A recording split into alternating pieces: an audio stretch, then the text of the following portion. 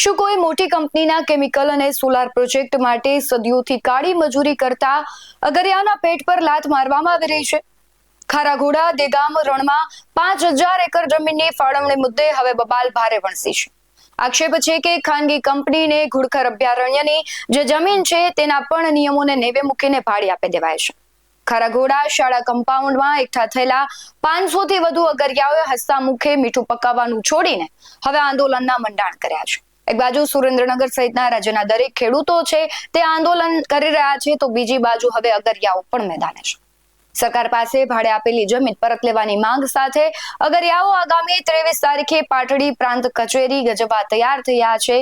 શા માટે તેઓએ મેદાન ઉતરવું પડ્યું, જોઈએ આ અહેવાલમાં. નમસ્કાર, ગુજરાત BS9 ટીવી ન્યૂઝમાં આપની સાથે હું છું ભગવતી વિશાવડિયા. હિન્દુસ્તાન સોલ્ટ લિમિટેડ દ્વારા પ્રજ્ઞાબ બ્રોકેમ LLP કંપનીને રણની હજારો એકર જમીન છે ફાળવી દેવાના મુદ્દે વિવાદ ચરમસીમાએ પહોંચ્યો છે. રણમાં સોલાર ગ્રીન એનર્જી અને કેમિકલ પ્રોજેક્ટ ઉભો કરવાની તૈયારીઓ સામે મીઠું પકાવતા ગરીબ અગરિયાઓમાં ભારે આક્રોશ ફાટી નીકળ્યો છે. પોતાની રોજીરોટી અને પરંપરાગત હક બચાવવા માટે ખારાઘોડાની શાળા કમ્પાઉન્ડમાં 500 થી વધુ અગરિયાઓનું એક મોટું સંમેલન યોજાયું હતું, જે હવે પૂર્ણ થયું છે.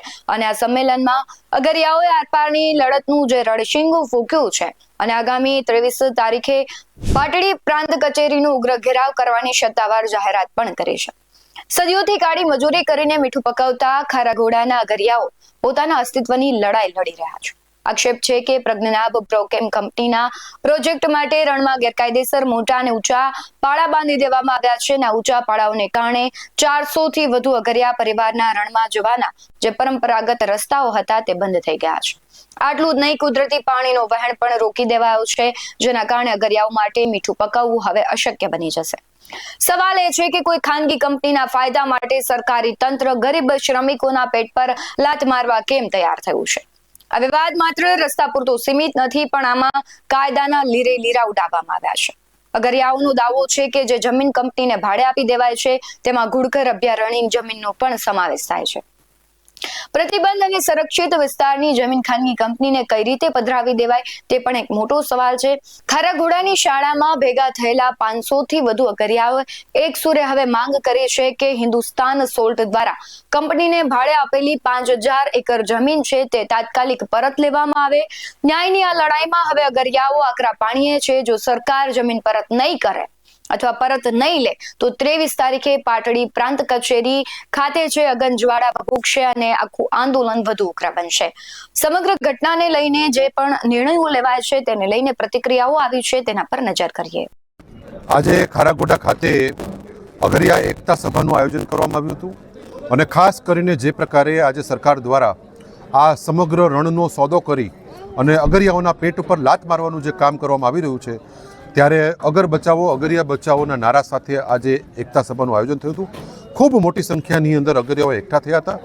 જે પ્રકારે 5000 એકર જમીન અને હિન્દુસ્તાન સોલ્ટનો પ્લાન્ટ એ ખાનગી કંપનીને માત્ર કોડીના ભાવે એ જે 5 વર્ષ માટે આ અગરિયાઓને લૂંટવા માટે, 5 વર્ષ માટે આ સમગ્ર રણને લૂંટવા માટે જે પીળો પરવાનો આપ્યો છે એનો વિરોધ કરવા માટે અને સંપૂર્ણ રીતે આ કંપનીને અહીંથી ભગાડવા માટે અમે આગામી 23મી તારીખે 23મી જૂન અને મંગળવારે વિશાળ સંખ્યાની અંદર અમે પ્રાંત કચેરીએ જઈ ત્યાં ધરણા પ્રદર્શન કરીને અમે પ્રાંતશ્રીને આવેદનપત્ર આપીશું. અને ત્યારથી અમારા આંદોલનના અમે શ્રી ગણેશ કરી ત્યારથી અમારું આંદોલન શરૂ કરીને જ્યાં સુધી આ 5000 એકર જમીન ખુલ્લી ન થાય અને કંપનીનો કોન્ટ્રાક્ટ રદ ના થાય અને હિન્દુસ્તાન સોલ્ટ કંપનીનું અરાજકતાથી ખતમ ના થાય ત્યાં સુધી આ આંદોલન એક પછી એક તબક્કામાં આગળ વધતું જશે. અને છેલ્લે જરૂર પડશે તો ઉગ્રથી ઉગ્ર આંદોલન કરવામાં પણ અમે ચૂકશું નહીં, પરંતુ અમે બધા જ એ ગાંધી ચિંધ્યા માર્ગે આદર્શ રીતે અમે સરદાર સાહેબના રસ્તે અમે પૂજ્ય બાબા સાહેબના માર્ગે અમે આંદોલન કરવાના છીએ.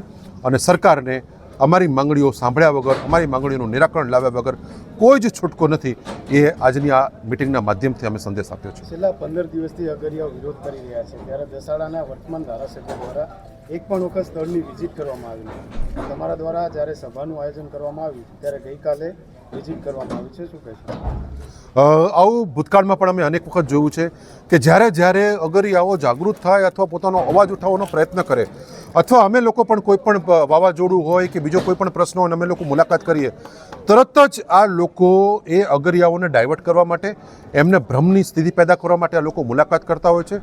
ખાલી ફોકટના કાગળો લખી અને કે અમે તમારો પ્રશ્ન અમે હલ કરી દઈશું, તમારે હવે કોઈ મિટિંગ કરવાની જરૂર નથી, તમારે કોઈ આંદોલન કરવાની જરૂર નથી, એમ કરીને અગરિયાઓને ડાયવર્ટ કરતા હોય છે. પરંતુ જો તમારે પ્રશ્ન હલ કરવાનો હતો તો પહેલાં પ્રશ્ન જ પેદા શું કામ કર્યો? ગ્રામ પંચાયતથી લઈને દિલ્હી સુધી તમારી સરકાર છે, તો શા માટે અગરિયાઓના પેટ ઉપર લાત મારવાનું કામ તમે પહેલાં કર્યું હતું? તમે પહેલાં ધંધા શેઠોને તમે કોડીના ભાવે તમે રણ લૂંટાવવા માટે એને આપી દો છો અને પછી એમ કહો છો કે અમે તમારો પ્રશ્ન હલ કરીશું.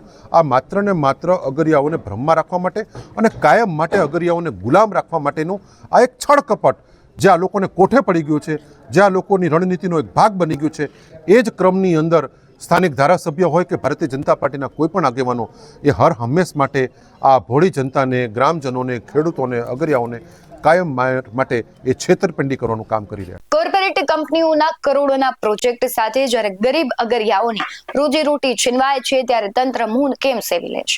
હવે સવાલો એ ઉભા થઈ રહ્યા છે કે ખાનગી પ્રોજેક્ટ માટે 400 થી વધુ અગરિયાઓના પરંપરાગત રસ્તા અને પાણીનો વહેણ બંધ કરવાનો અધિકાર કંપનીને કોણે આપ્યો? શું ઘુડખર અભયારણ્યની જે જમીન છે તેના નિયમોને નેવે મૂકીને ભાડી આપી દેવામાં આવી છે? શું પાટડી પ્રાંત કચેરીના ઘેરાવ પહેલા સરકાર જાગશે કે પછી અગરિયાઓનો આક્રોશ મોટું સ્વરૂપ ધારણ કરશે? ખરગુડાના રણમાંથી શરૂ થયેલી આ ચણભણ હવે ગાંધીનગર સુધી પહોંચે તે નક્કી છે. આગામી 23 તારીખે પાટડીમાં થનારો ઘેરાવ આ લડાઈનો અસલી પ્રવાહ નક્કી કરશે. તમારું શું માનવું છે કમેન્ટમાં જરૂરથી જણાવજો. બાકી આવા જ વધુ અહેવાલો સાથે ફરી મળતા રહીશું. તમે અમારી યુટ્યુબ ચેનલને સબસ્ક્રાઇબ કરવાનું, અમને ફેસબુક અને ઇન્સ્ટાગ્રામ પર ફોલો કરવાનું ભૂલશો નહીં. બાકી અવનવી અપડેટ્સ મેળવવા માટે આપ જોતા રહો BS19 ન્યૂઝ. નમસ્કાર.